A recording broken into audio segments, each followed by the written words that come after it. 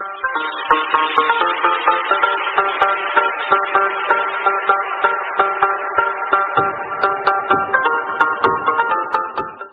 pagi anak-anak. Berjumpa lagi dengan saya Stenia Salu dalam pembelajaran PPKN.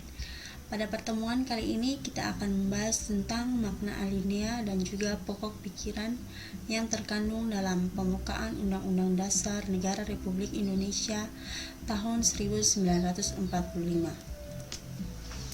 Alinea pertama, bahwa sesungguhnya kemerdekaan itu ialah hak segala bangsa, dan oleh sebab itu maka penjajahan di atas dunia harus dihapuskan karena tidak sesuai dengan peri kemanusiaan dan peri keadilan. Makna dalam alinea pertama yaitu kemerdekaan itu merupakan hak semua bangsa di dunia. Alinea pertama ini disebut juga dengan dalil objektif, karena penjajahan itu bertentangan dengan nilai-nilai kemanusiaan. Penjajahan itu bertentangan dengan nilai-nilai kemanusiaan. Bisa dilihat pada gambar yang saya tampilkan. Nah, penjajah ini memandang manusia itu tidak memiliki derajat yang sama. Mereka bertindak sewenang-wenang kepada manusia. Nah, penjajah juga tidak sesuai dengan peri keadilan karena penjajah memperlakukan manusia secara diskriminatif. Bahkan penjajah merampas kekayaan alam kita. Alinea 1 juga mengandung dalil subjektif, yaitu aspirasi bangsa Indonesia untuk melepaskan diri dari belenggu penjajahan. Dalil objektif dan subjektif ini selalu memberikan tanggung jawab kepada kita untuk senantiasa waspada dan melawan segala bentuk penjajahan yang ada. Makna alinea kedua, perjuangan Indonesia telah sampai pada tingkat yang menentukan, saat yang tepat untuk menyatakan kemerdekaan. Kemudian kemerdekaan itu harus diisi dengan mewujudkan negara Indonesia yang merdeka, bersatu, berdaulat, adil, dan makmur. Nah, kemerdekaan bangsa itu bukan akhir dari perjuangan. Karena apa? Karena kemerdekaan itu harus diisi dengan pembangunan di segala bidang agar dapat menghantarkan rakyat Indonesia mencapai cita-cita nasionalnya, yaitu negara yang merdeka, bersatu, berdaulat, adil, dan makmur. Jadi saya tekankan di sini, cita-cita nasional bangsa Indonesia adalah mewujudkan negara yang merdeka, bersatu, berdaulat, adil, dan makmur. Upaya-upaya bangsa yang dilakukan untuk mewujudkan cita-cita nasional yaitu dengan mewujudkan prinsip religius, keadilan, kemanusiaan, kerja keras, kekeluargaan, gotong royong, persatuan, mufakat, dan prinsip-prinsip lainnya sesuai dengan nilai-nilai Pancasila. Gambar yang saya tampilkan di sini merupakan gambar dari prinsip kerja keras, kekeluargaan, serta gotong royong. Makna alinea ketiga, kemerdekaan bangsa Indonesia merupakan berkat dan rahmat dari Tuhan Yang Maha Esa. Alinea ini mengandung motivasi real dan material, yakni bangsa Indonesia ingin bebas dari penindasan penjajahan. Tidak terasa sudah 75 tahun kita merdeka. Alinea keempat, alinea ini memuat prinsip-prinsip negara Indonesia, yaitu tujuan negara, ketentuan diadakannya undang-undang, bentuk negara, dasar negara. Bentuk negara kita adalah Negara Kesatuan Republik Indonesia, sedangkan dasar negara kita adalah Pancasila. Upaya yang dilakukan untuk melindungi bangsa, yang pertama melakukan pembangunan di segala bidang kehidupan. Yang kedua menjaga, melindungi pertahanan dan keamanan negara. Itu adalah tugas dari TNI dan Polri serta juga kita sebagai masyarakat. Kemudian supremasi hukum, peningkatan kesejahteraan rakyat, dan lain-lainnya. Kemudian upaya yang dilakukan untuk memajukan kesejahteraan umum, yang pertama menyiapkan sarana prasarana umum untuk rakyat, kedua memberikan pelayanan umum secara gratis pada rakyat Indonesia, ketiga memberikan bantuan kepada rakyat, dan lain-lain. Di sini gambar ada pelayanan kesehatan secara gratis, yaitu pelayanan kesehatan gigi yang diberikan dokter kepada para siswa-siswi di sekolah menengah pertama. Upaya berikut yang dilakukan untuk mencerdaskan kehidupan bangsa, yang pertama membangun gedung sekolah, kemudian membuat program wajib belajar, pemberantasan buta huruf, menyelenggarakan olimpiade, memberikan bantuan beasiswa kepada yang kurang mampu. Saya tampilkan gambar di sini adalah lomba cerdas cermat 4 gelar bangsa.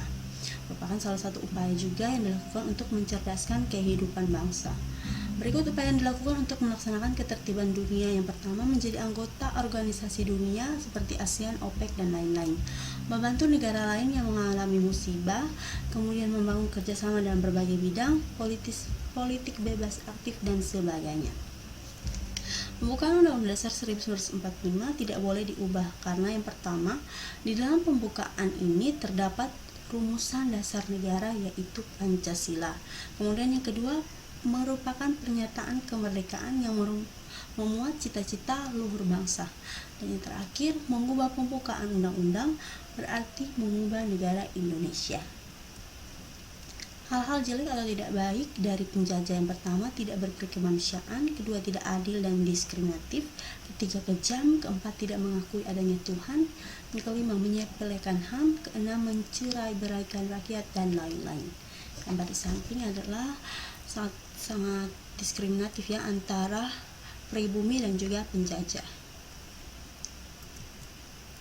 Saya tambahkan di sini adalah konvensi. Konvensi adalah hukum yang tidak tertulis namun diakui dan diberlakukan di Indonesia. Contohnya pidato presiden setiap tanggal 16 Agustus menjelang kemerdekaan. Bisa juga beberapa hari menjelang kemerdekaan pada hari kerja. Jadi seperti tahun ini, kalau tidak salah tanggal 14 atau 15 kali lalu, Presiden menyampaikan pidato kenegaraannya menggunakan pakaian adat sabuk.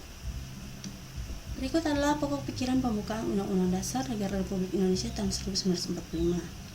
Hakikat pokok-pokok pikiran pembukaan Undang-Undang Dasar.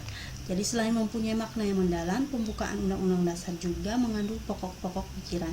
Jadi pokok-pokok pikiran tersebut menggambarkan suasana kebatinan dari Undang-Undang Dasar serta mewujudkan cita hukum yang melandasi hukum dasar negara, baik yang tertulis maupun yang tidak tertulis. Jadi para pendiri negara sudah mengamanatkan bahwa bentuk negara yang cocok untuk Indonesia itu adalah negara kesatuan. Karena apa? Karena Indonesia ini adalah negara kepulauan yang dihuni oleh masyarakat yang berbeda-beda suku, agama, ras, budaya, bahasa daerah, dan juga mata pencaharian. Kita masuk dalam pokok pikiran pertama, yaitu negara melindungi segenap bangsa Indonesia dan seluruh tumpah darah Indonesia dengan berdasar atas persatuan. Jadi pokok pikiran pertama adalah persatuan. Jadi dalam pokok pikiran alinea pertama ini dinyatakan bahwa penyelenggara negara maupun warga negara wajib mengutamakan kepentingan negara di atas kepentingan pribadi atau golongan. Karena apa? Kepentingan umum itu sudah termasuk kepentingan pribadi dan golongan. Jadi kalau kepentingan umum sudah terlaksana, maka secara otomatis kepentingan pribadi pun sudah terlaksana. Pokok pikiran kedua di sini adalah negara hendak mewujudkan keadilan sosial bagi seluruh rakyat Indonesia. Jadi makna itu adalah masyarakat yang adil dan makmur. Jadi suatu keadaan di mana semua orang mendapatkan sesuatu sesuai dengan kewajiban yang telah dilakukan serta mendapatkan hasil yang memuaskan dan bercukup dan serba berkecukupan atau tidak kekurangan. Cara mewujudkannya adalah memberikan apa yang pantas diterima oleh sesama dan mampu bekerja keras sesuai bidangnya. Pokok pikiran ketiga adalah negara yang berkedaulatan rakyat berdasarkan atas kerakyatan dan pemusyawaratan perwakilan. Jadi pokok pikiran ini mengandung konsekuensi logis bahwa sistem negara yang terbentuk dalam undang-undang harus berdasarkan atas kedaulatan rakyat dan permusyawaratan perwakilan. Pokok pikiran ini sesuai dengan sifat masyarakat Indonesia yang dimana selalu mengedepankan asas musyawarah untuk mufakat dalam menyelesaikan suatu persoalan. Nah, ini adalah gambar pemilihan umum sebagai perwujudan dari kedaulatan rakyat. Jadi, pokok pikiran ini merupakan pokok pikiran kedaulatan rakyat yang menyatakan bahwa kedaulatan itu berada di tangan rakyat dan dilaksanakan menurut Undang-Undang Dasar. Pokok pikiran inilah yang merupakan dasar politik negara kita. Pokok pikiran keempat, negara berdasarkan atas ketuhanan yang Maha Esa, menurut dasar kemanusiaan yang adil dan beradab. Jadi, pokok pikiran ini mengandung makna bahwa Undang-Undang Dasar itu harus mengandung isi yang mewajibkan pemerintah dan penyelenggara negara untuk memelihara budi pekerti yang luhur. Hal ini menegaskan bahwa pokok pikiran ketuhanan yang mengandung pengertian takwa kepada Tuhan Yang Maha Esa menurut dasar kemanusiaan yang adil dan beradab dengan menjunjung tinggi harkat dan martabat manusia atau nilai kemanusiaan yang luhur. Arti penting pokok pikiran pembukaan Undang-Undang Dasar 1945. Jadi pokok pikiran dalam pembukaan Undang-Undang Dasar ini adalah sumber hukum tertinggi di Indonesia yang selanjutnya dijabarkan dalam semua peraturan perundang-undangan negara. Pokok pikiran pembukaan ini juga merupakan pancaran dari nilai-nilai Pancasila. Jadi meliputi suasana kebatinan dari Undang-Undang Dasar sendiri yang mewujudkan cita-cita hukum tertinggi dalam negara. Pasal-pasal dalam Undang-Undang tentang pokok pikiran pertama.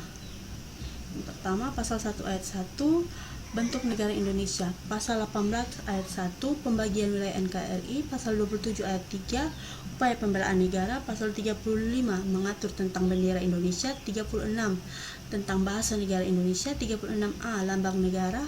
36B, lagu kebangsaan Indonesia. 37 ayat 5, bentuk NKRI. Pasal-pasal dalam Undang-Undang Dasar 1945 tentang pokok pikiran kedua. Pasal 32 ayat 1, kebudayaan nasional. 33 ayat 3, kekayaan alam Indonesia. 34 ayat 1, fakir miskin dan anak-anak terlantar yang dipelihara negara. 34 ayat 2, jaminan sosial. 34 ayat 3, fasilitas pelayanan kesehatan umum. Pasal-pasal dalam Undang-Undang Dasar 1945 tentang pokok pikiran ketiga. Yang pertama, Pasal 1 ayat 1, kedaulatan rakyat. Pasal 2 ayat 1, tentang anggota MPR. Pasal 18 ayat 3, tentang cara pemilihan pemerintahan daerah. Pasal 19 ayat 1, tentang pemilihan anggota DPR. Pasal 22E ayat 2, tentang cara pengajuan rancangan undang-undang APBN. Pasal-pasal dalam Undang-Undang Dasar 1945 tentang pokok pikiran keempat. Pasal 29 ayat 1, tentang negara yang memiliki dasar atas ketuhanan yang Maha Esa. Pasal 29 ayat 2, jaminan kemerdekaan untuk memeluk agama dan beribadah untuk kepercayaannya. Pasal 28E ayat 1, kebebasan untuk memeluk agama dan beribadah menurut kepercayaannya. Pasal 28E ayat 2 mengatur tentang hak seseorang untuk bebas memilih kepercayaannya sesuai dengan hati nuraninya. Baik, sampai di sini pertemuan kita pada hari ini. Saya harap kalian tetap membaca buku cetak PPKN terbitan Kemendikbud halaman 33 sampai dengan halaman 44. Sampai berjumpa pada minggu depan. Terima kasih.